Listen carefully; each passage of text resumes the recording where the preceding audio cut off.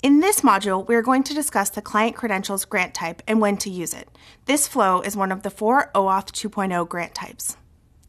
The client credentials flow is strictly between a client app and an authorization server. An end user does not participate in this grant type flow.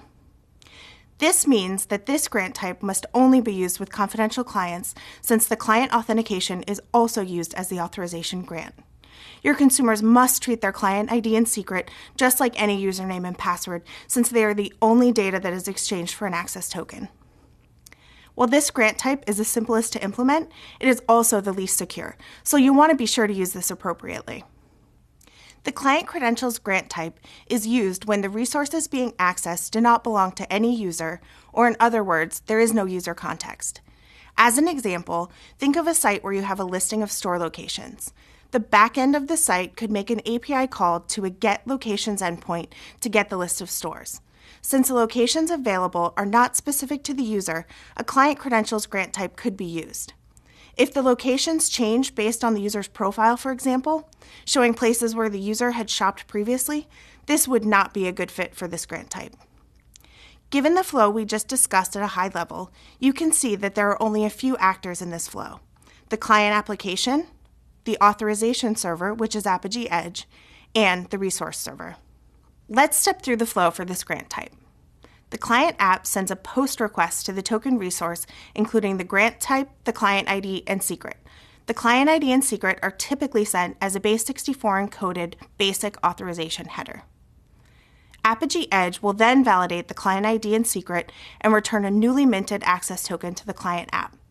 Unlike the other grant types, a refresh token will not be returned with the access token. Now that the client app has the access token, the authorization part of the flow is complete. But how does the client app use this token to access protected resources? The client app will pass the access token along with the request for a protected resource, typically as a bearer token in the authorization header. When that request is received by your proxy, the access token is validated before accessing the protected resource. Let's take a look at the policies you would leverage to make this happen. We'll start with the OAuth v2 policy with the generate access token operation.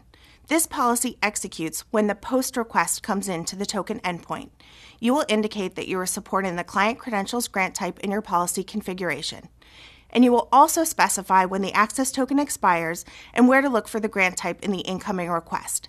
In this case, a query parameter named grant_type. Once the client app has the access token, you'll validate the token on each subsequent API call using the verify access token policy. This must be included in all proxies that need to be protected with OAuth.